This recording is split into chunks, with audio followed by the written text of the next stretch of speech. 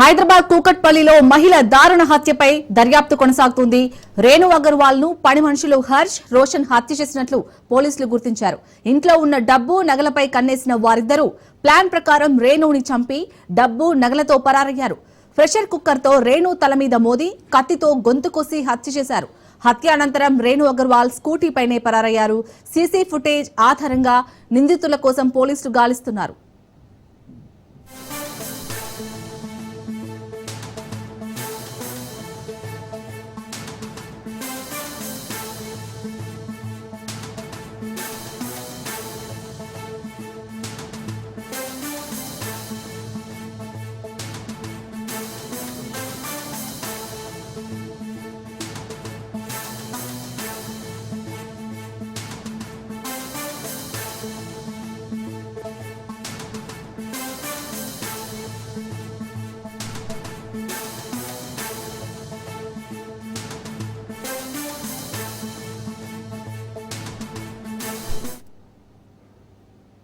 హైదరాబాద్ కూకట్పల్లిలో మహిళ దారుణ హత్యపై దర్యాప్తు కొనసాగుతుంది.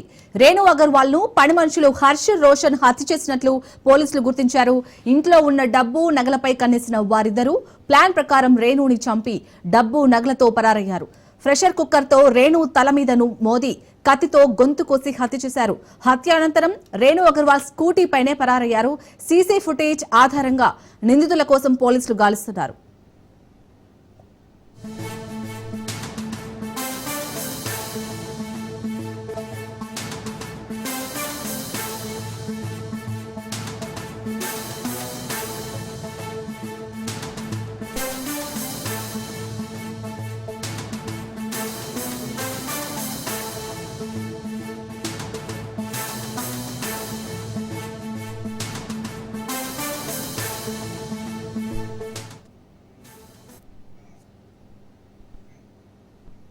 ఇక హైదరాబాద్ కూకట్పల్లిలో మహిళ దారుణ హత్యపై అయితే దర్యాప్తు కొనసాగుతోంది. దీనికి సంబంధించి పూర్తి అప్డేట్స్ మా ప్రతినిధి రత్న అందిస్తారు. రత్న, మొత్తానికైతే పని మనుషులే ఈ హత్య చేసినట్టుగా నిర్ధారణ అవుతుంది. సో నిందితుల కోసం అయితే పోలీసులు గాలిస్తున్నట్టుగా తెలుస్తోంది. అప్డేట్స్ ఏంటి?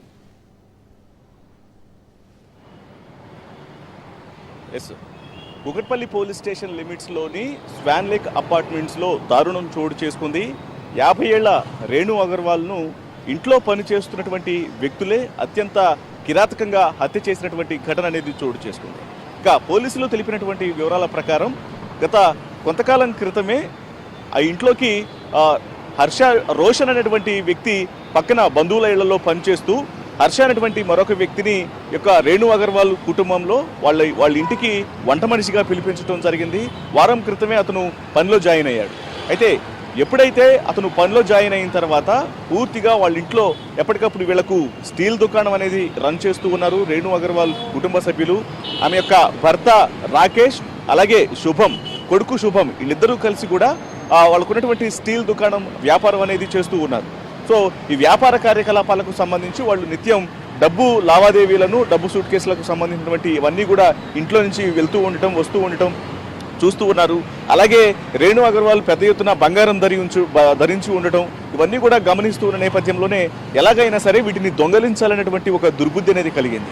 ఇంకా దీనికోసం సరైనటువంటి సమయాన్ని చూసుకోవడం జరిగింది. సరైన సమయం కోసం ఎదురు చూస్తూ నిన్న ఎప్పుడైతే ఇటు రేణు అగర్వాల్ భర్త రాకేష్, అలాగే ఆమె యొక్క కుమారుడు శుభం ఇద్దరూ కూడా స్టీల్ దుకాణానికి బిజినెస్ కార్యకలాపాల మీద వెళ్ళటం జరిగిందో ఆ సమయంలోనే నిన్న సాయంత్రం 4:30-5 గంటల ప్రాంతంలో ఇంట్లో ఎవరూ లేరన్నటువంటి విషయాన్ని తెలుసుకొని ఒక్కసారిగా ఇద్దరు స్నేహితులు, ఎవరైతే ఈ యొక్క హత్యలో కీలక పాత్ర పోషించినటువంటి వ్యక్తులు ఉన్నారో హర్ష, రోషన్లు ఇద్దరూ కలిసి కూడా ఆమెను అత్యంత కిరాతకంగా హతమొందిస్తూ ఇంట్లో ఉన్నటువంటి బంగారం ఎక్కడుంది, నగదు ఎక్కడుందో చూపించాలంటూ కూడా ఆమెను మొదట ఒత్తిడి చేసినటువంటి పరిస్థితి ఉంది.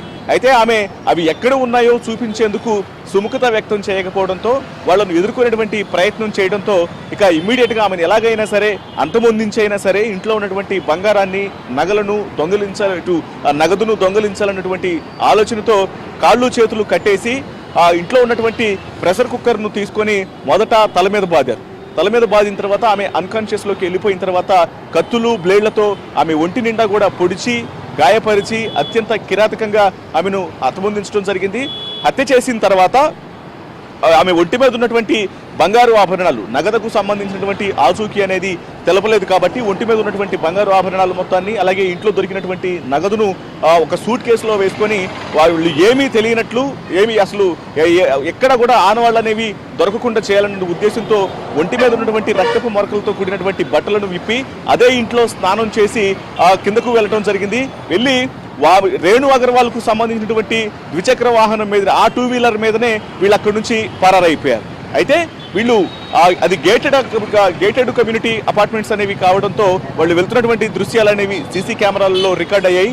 ఇద్దరు స్నేహితులు, ఈ యొక్క నిందితులు ఇద్దరు కూడా ఇటు హర్ష అలాగే రోషన్లు ఇద్దరు రక్తపు మరకలను తూడ్చుకుంటూ అలాగే సూట్ కేసును పట్టుకొని కింద లిఫ్ట్ లో నుంచి వెళ్తున్నటువంటి దృశ్యాలు అనేవి సీసీ కెమెరాల్లో రికార్డు కావడంతో ఈ హత్యకు పాల్పడింది ఇంట్లో పనిచేస్తున్నటువంటి వ్యక్తి విషయాన్ని కూడా నిర్ధారించుకోవడం జరిగింది పోలీసులు. ఇక ఇప్పటికే డాగ్ స్క్వాడ్స్, క్లూస్ టీమ్స్ సాయంతో పూర్తిగా అక్కడ ఆధారాలను సేకరించడం జరిగింది. సీసీ ఫుటేజ్ ద్వారా చాలా స్పష్టంగా వీళ్ళు చేసినటువంటి అతి కిరాతకమైనటువంటి పనిని కూడా గుర్తించారు. ఇక ఇప్పుడు వీరిని వెతికేందుకు పోలీసులు పలు దర్యాప్తు బృందాలు రంగంలోకి సిద్ధమయ్యాయి.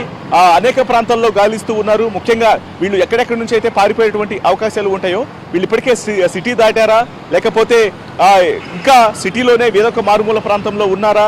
ఎందుకంటే వీళ్ళు జార్ఖండ్కు సంబంధించినటువంటి వ్యక్తులు కాబట్టి సొంత రాష్ట్రానికి పారిపోయేందుకు ప్లాన్లు చేస్తారు కాబట్టి ఇతర ప్రాంతాల్లో ఉన్నటువంటి రాష్ట్ర సరిహద్దులకు సంబంధించినటువంటి చెక్ పోస్టుల మొత్తాన్ని కూడా అప్రమత్తం చేయడం జరిగింది. అయితే హత్య జరిగిన తర్వాత సాయంత్రం 5 గంటల ప్రాంతంలో ఒకసారి రాకేష్ అలాగే శుభం తండ్రి కొడుకులు ఇద్దరు అటు రేణు అగర్వాల్ కు ఫోన్ చేయడంతో ఆమె ఫోన్ లిఫ్ట్ చేయలేదు. ఎన్నిసార్లు చేసినా ఫోన్ లిఫ్ట్ చేయకపోవడంతో అనుమానం వచ్చి ఇంటికి వచ్చి చూసేసరికి ఆ ఇంట్లో లోపలంతా కూడా అంతా లాక్ పెట్టేసి ఉంది. పైన ప్లంబర్ సాయంతో పైన బాల్కనీ నుంచి వేరొక మార్గం ద్వారా ఇంట్లోకి ప్రవేశించినప్పుడు రక్తపు మడుగులో ఉన్నటువంటి ఆమెను చూసి ఒక్కసారిగా భయాందోళనకు గురై నిర్ఘాంతపోయినటువంటి పరిస్థితి కనిపిస్తుంది. సో ఈ ఇన్సిడెంట్ లో నిందితులుగా ఉన్నటువంటి రోషన్ ని అలాగే ఇటు హర్ష ఇద్దరు దుర్మార్గులను పట్టుకునేందుకు కూడా ప్రస్తుతం పోలీసులు గాలింపు చర్యలను చేపట్టడం జరిగింది. రత్న, అంటే వీరిద్దరు మీరు అన్నట్టు పని మనుషులని తెలుస్తుంది. సో ఇంతకుముందు ఎవరింట్లైనా చేసేవారు? అసలు రేణు అగర్వాల్ వాళ్ళ భర్త ఏమంటున్నాడు? అంటే ఇంత దారుణంగా హత్య చేశాడు కదా.